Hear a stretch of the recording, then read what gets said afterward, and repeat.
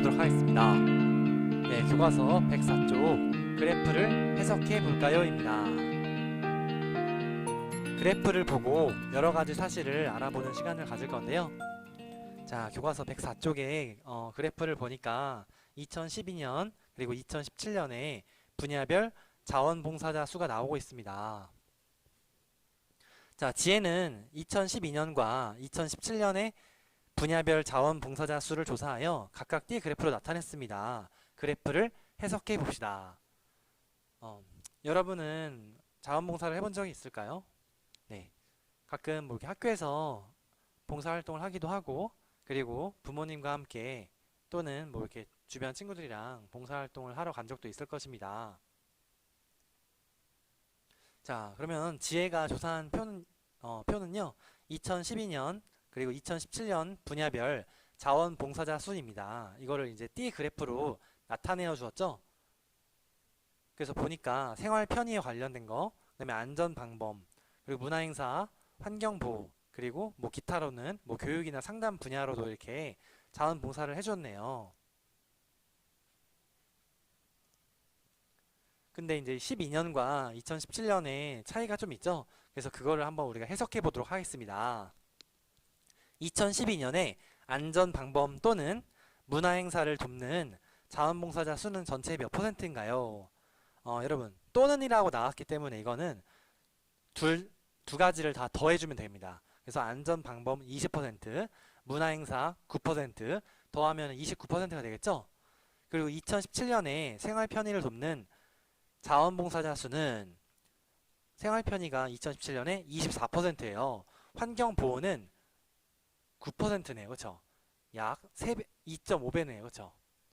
그래서 여기는 약 3배라고 했는데 환경보호가 9%니까 약 3배면 27% 정도 되는데 네, 이렇게 적어주면 좋을 것 같습니다.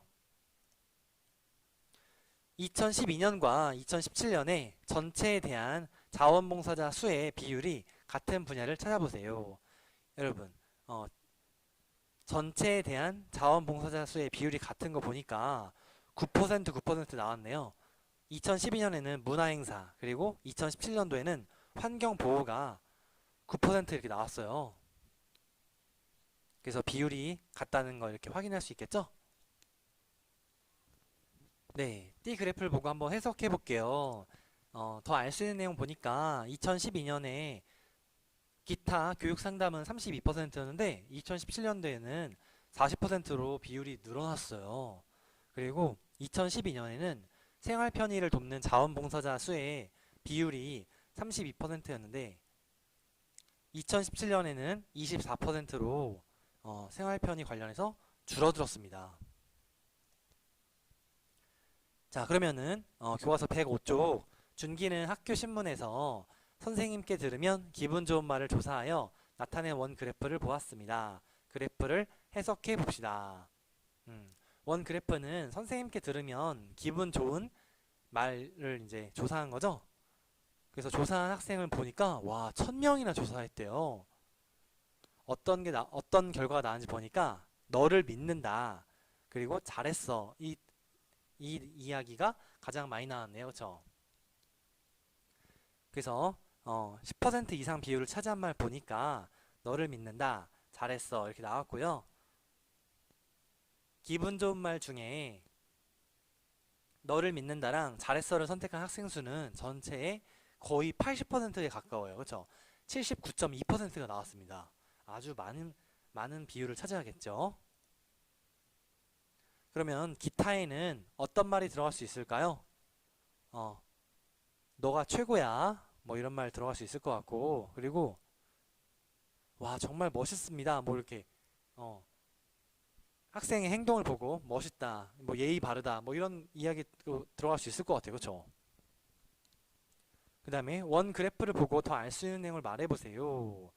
열심히 하는구나와 고마워를 선택한 학생의 비율을 같다는 거. 그 다음에 너를 믿는다를 선택한 학생 수는 고마워를 선택한 학생의 약 6배라는 거. 뭐 이 정도 우리가 이 그래프를 보고 해석할 수 있는 것이겠죠?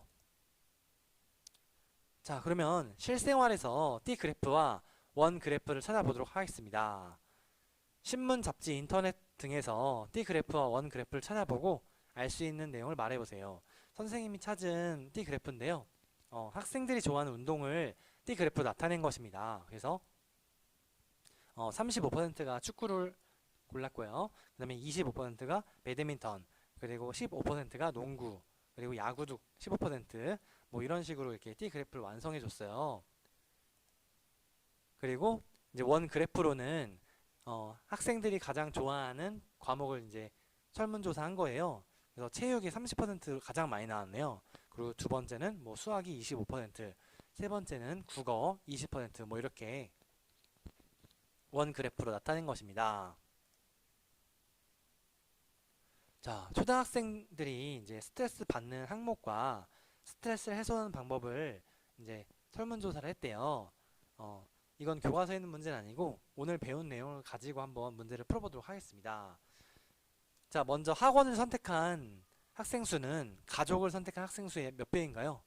학원이 33%, 가족은 9%이기 때문에 약 4배라고 할 수 있겠죠? 자, 그 다음에 스트레스를 어떻게 해소하는지 보니까 운동 또는 친구 만나기를 선택한 학생 수는 전체 몇 %인가요?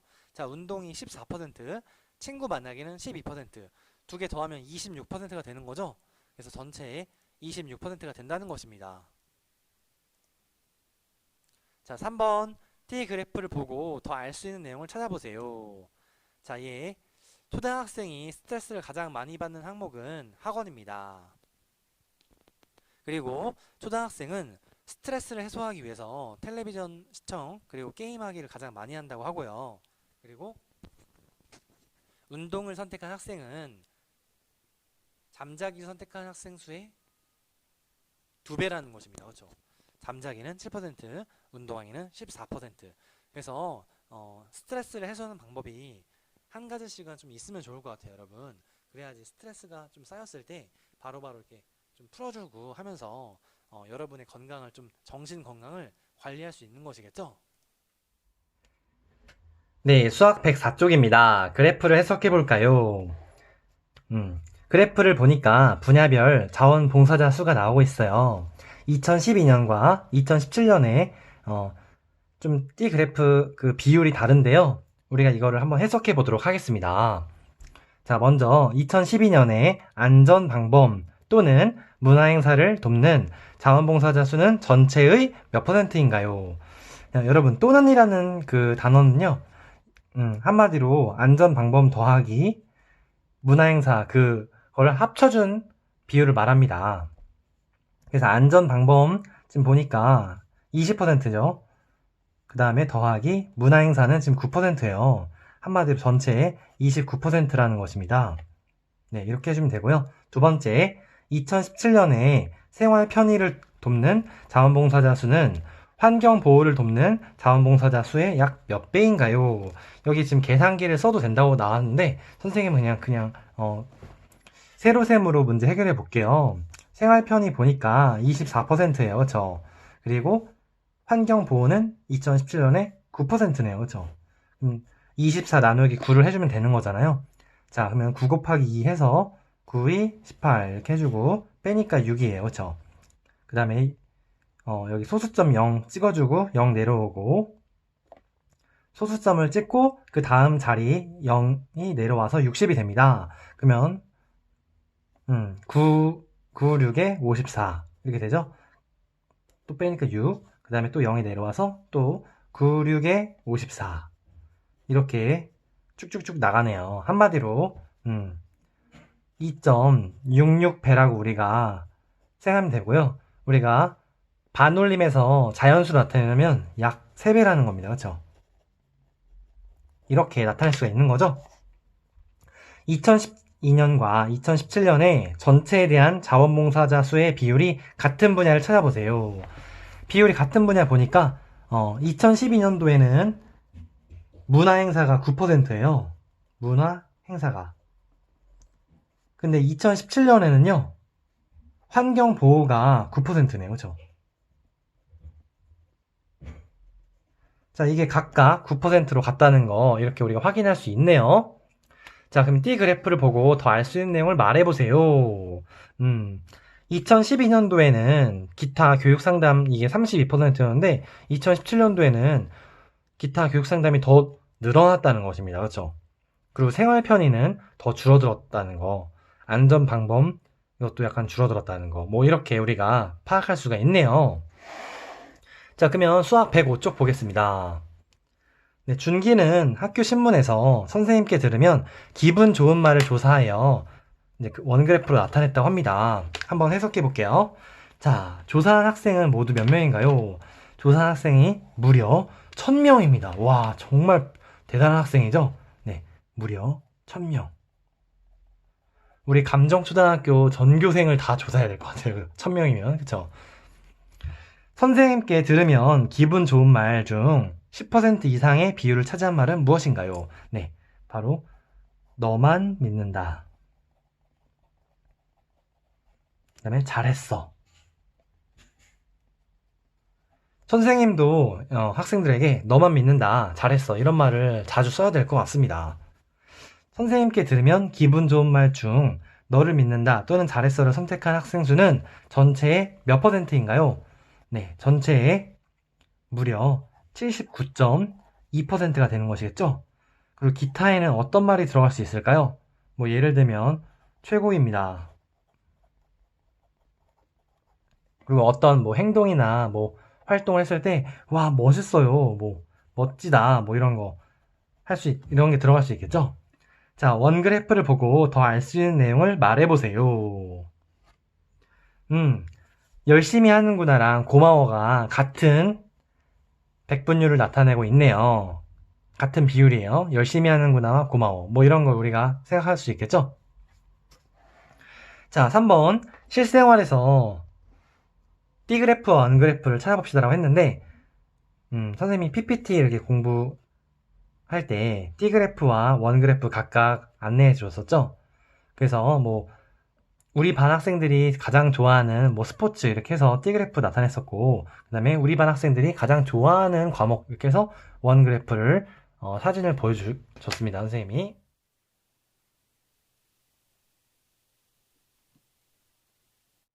네, 수학 익힘 72쪽입니다. 동원인의 반 학생들이 생일에 어떤 선물을 받고 싶은지 조사하여 나타낸 띠 그래프입니다. 물음에 답하세요. 받고 싶은 선물별 학생 수. 1번, 휴대전화를 받고 싶은 학생 수는 책을 받고 싶은 학생 수의 몇 배인가요? 네, 휴대전화가 지금 45%예요, 여러분.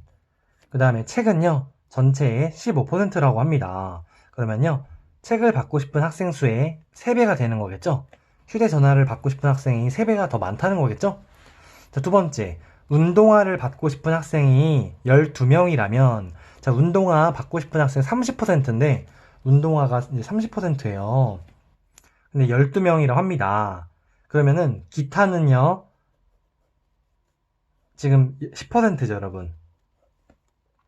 그럼 기타에 속한 학생 몇 명일까요? 이렇게 우리가 문제가 나왔는데요. 여러분 30%라고 했을 때 그러면은 우리가 12를 이거를 3으로 한번 나눠볼게요. 3 나누면 우리가 4가 되겠죠. 자, 그래서 30%를 이제 10%로 바꾸려면은 나누기 3을 이렇게 해주면 돼요. 그러면 마찬가지로 12명 이것도 나누기 3을 하니까 이렇게 4명이 나왔다는 것입니다. 네, 이렇게 문제를 해결할 수 있는 거겠죠? 3번 보니까 D그래프를 보고 알 수 있는 사실을 넣어서 기사문으로 완성을 해보래요. 선생님이 이거 그럼 기사문 작성하기 전에 한번 말로 한번 해볼게요. 우리 반에 동원이네 학생 생일 선물로 이제 어떤 거 받고 싶은지 조사를 했는데 1위가 휴대전화 45%, 2위가 운동화 30%, 3위가 책 15%, 그 다음에 기타로는 이제 여러 가지가 이게 10%가 나왔습니다. 그래서 학생들이 받고 싶은 가장 선호하는 그 선물은 바로 휴대전화라고 합니다. 뭐 이렇게 기사문을 완성하면 되겠죠? 네, 3번 이렇게 띠의 그래프를 보고 알 수 있는 사실을 넣어서 기사문을 완성해 봤어요, 선생님이. 한번 읽어볼게요. 지난주에 동원인의 반 학생들을 대상으로 생일에 어떤 선물을 받고 싶은지 조사했습니다. 그 결과 휴대전화가 45%, 운동화가 30%, 책이 15%, 기타 10%로 나타났습니다. 휴대전화가 받고 싶은 선물로 압도적인 1위를 차지하며 동원인의 반 학생들에게 가장 인기 있는 선물로 조사되었습니다. 아주 기사문을 아주 멋지게 잘 완성해봤네요. 자, 그러면 교과서 수학 익힘책 73쪽입니다. 이제 원그래프가 나왔어요. 제목을 보니까 혈액형별 학생 수네요. 네. 우리가 알고 있는 상식으로는 A, B형이 가장 좀 적은 비율을 차지하고 그다음에 A형이 제일 많고 선생님도 그렇게 상식적으로 이제 알고 있었는데 정말 이게 사실을 근거한 그래프인 것 같아요. 네, 선생님은 B형인데 전체의 27%에 해당하는 그런 혈액형이네요. 자, 그러면 4번 어느 혈액형의 비율이 가장 높은가요? 보니까 34%로 이제 A형이 가장 높은 혈액형입니다. 비율이 높아요. 자, 그다음 5번 A형인 학생 수는 AB형인 학생 수의 약 몇 배인가요? 여러분 A형은 지금 보니까 34%예요. 근데 AB형은요 11%예요. 그러면 약 3배라고 우리가 생각할 수 있겠죠? 자, 그러면 우리가 이번 시간에는 그래프를 해석하는 그런 시간이에요.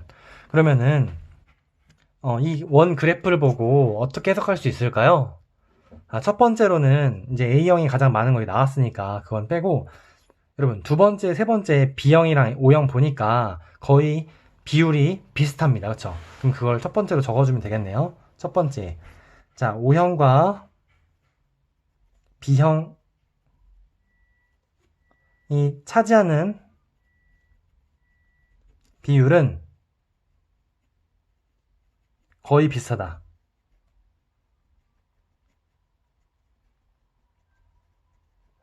이렇게 적어주면 되겠죠? 그래서 O형은 지금 보니까 28%, 그 다음에 B형은 보니까 27% 이렇게 나와 있고요. 그럼 두 번째는요, 가장 적은 비율을 차지하는 거는 바로 A, B형이다. 뭐 이런 거 써주면 되겠습니다. 가장 적은 비율을 차지하는 혈액형은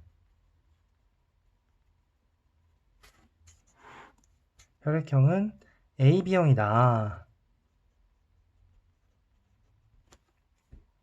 네, 좋아요. 선생님이 오늘 수업 관련해서 AB형, 뭐 AB, O형, 그 다음에 AB형 이렇게 나왔는데 나중에 여러분이 고등학교 가면은 유전이라는 걸 배울 거예요. 그 유전에서 혈액형 관련해서도 이제 나오거든요. 선생님 간단하게 소개를 하면요. 뭐 이렇게 A형이라고 했을 때 유전자가 뭐 A, O나 A, A 이렇게 될 수도 있고요. 그 다음에 B형일 때 뭐 B, O나 B, B 이렇게 될 수가 있는 거겠죠? 자, 근데 만약에 이렇게 엄마 아빠가 이렇게 둘이 결혼하시면은 나올 수 있는 혈액형은 뭘까요? 자, A랑 O 그리고 뭐 AB도 될 수도 있고요. 그 다음에 OO도 될 수도 있고요. 그 다음에 BO도 될 수 있습니다. 그쵸?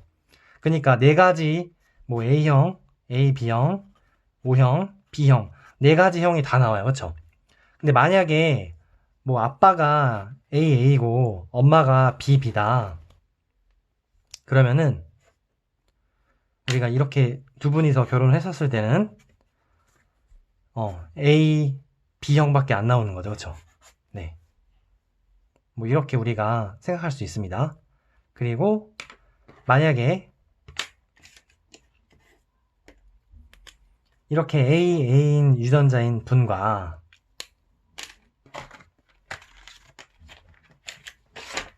만약에 AA인 유전자인 분과 이렇게 만약에 결혼하셨다. 그럼 나올 수 있는 건 뭘까요? A, B형도 나올 수 있겠죠. 그 다음에 AO도 나올 수 있으니까 A형이죠. 그 다음에 또 AB, 그 다음에 AO. 한마디로 A형 아니면은 A, B형밖에 안 나온다는 겁니다. 두 개밖에, 그쵸? 만약에 이 두 분이서 결혼하면은 O형이나 B형은 나올 수가 없는 겁니다. 그쵸? 나중에 중학교, 고등학교 가면 배울 건데 선생님이 맛배기로 한번 이렇게 기본적인 혈액형 상식에 대해서 안내해 줬습니다. 네, 그러면 오늘 수업은 여기서 마치도록 하겠습니다.